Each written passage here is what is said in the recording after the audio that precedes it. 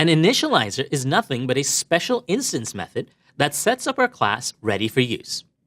Even though it's all done automatically right now, we can write out an initializer method manually to better understand what's going on under the hood. Let's go back to the point struct up at the top over here. And right after the stored properties, let's add an initializer method. While methods typically start with the word func, like a function, initializer methods are special functions, and they start with the word init. An init method has one sole purpose, and that is to set up an object ready for use. What does ready for use mean?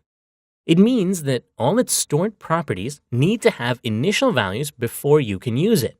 Just like any function or method, the init method can contain parameters. We need to set up the values for our stored properties x and y, so let's add two parameters.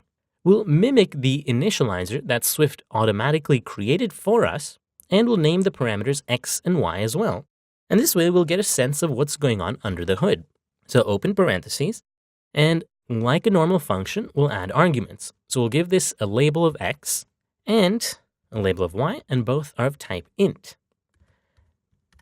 Now, inside the body of the init method, we can set the stored property x to the value of the x argument, and the stored property y to the value of the y argument. So we'll say x equal x, and y equal y.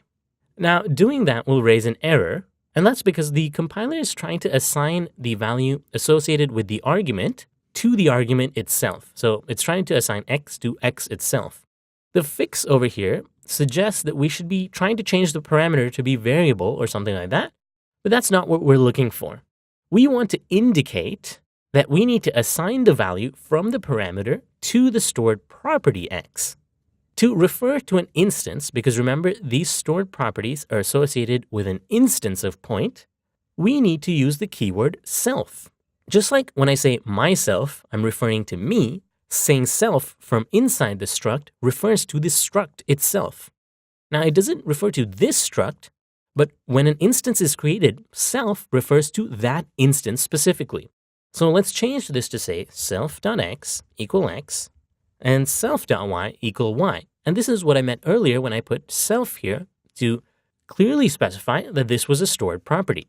Now, the rest of our code should run just like before. Rather than have an automatic initializer created for us, or a member-wise initializer as it is specifically called, write that down, we've explicitly written the method ourselves. As an aside, you will see people use self to refer to properties inside an object all the time, regardless of whether there is a naming confusion or not. Now, this is because prior to the arrival of Swift, when we used Objective-C as our primary language, we always had to use self to refer to a stored property. So people just got used to writing it and still do. Now, the Swift team's official recommendation is that you're required to use it when distinguishing between parameter or argument labels and property names, as we just did. Otherwise, we're just going to let Swift infer it automatically. Personally, I always use self inside init methods, but never in any other methods unless I need to. And that is a good intro to what a struct is and how it works. Let's recap. A struct, or structure, is one of the objects that we can use in Swift to create custom data types.